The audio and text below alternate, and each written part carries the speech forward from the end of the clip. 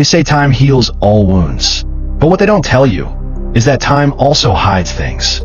It buries memories, disguises guilt, and covers the truth with silence.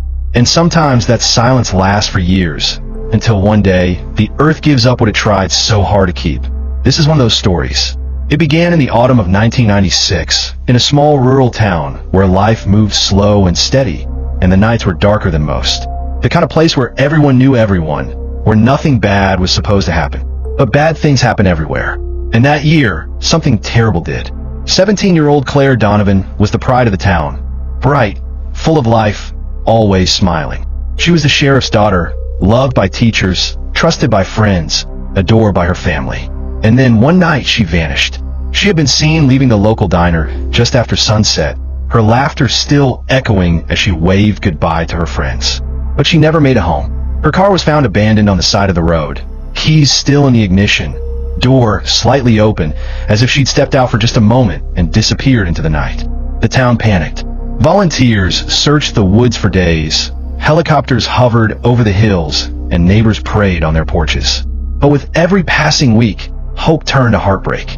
And by winter, her name was spoken only in whispers. The sheriff, her father, insisted she had run away. Maybe to the city, maybe to chase a dream. He told reporters, she'll come back when she's ready. But deep down, people knew something was wrong. Claire wasn't the kind of girl who just disappeared. Years passed. The posters faded. The world moved on. But the ground beneath that quiet town had a memory, and it wasn't done speaking. Almost a decade later, a construction crew broke ground on the outskirts of town, clearing space for a new housing project. The work was routine until one of the workers' shovels hit something solid. At first, they thought it was a piece of debris. Then they found fabric, then bone. What they uncovered wasn't debris, it was a grave. Wrapped in a weathered blanket lay the remains of a young woman. Beside her, half buried in the dirt, was something small and metallic, a gold sheriff's badge. And engraved on the back of it, the name Donovan. The discovery shattered the peace the town had built for itself. For years, they had told themselves Claire was alive somewhere, starting over. Now, the truth stood before them. Cold, silent, undeniable. The case was reopened, but the town wasn't the same. Doors that once opened for investigators now stayed locked. Records had vanished. Witnesses who once talked suddenly forgot. It was as if the whole town had made a pact of silence. But truth has a way of bleeding through the cracks.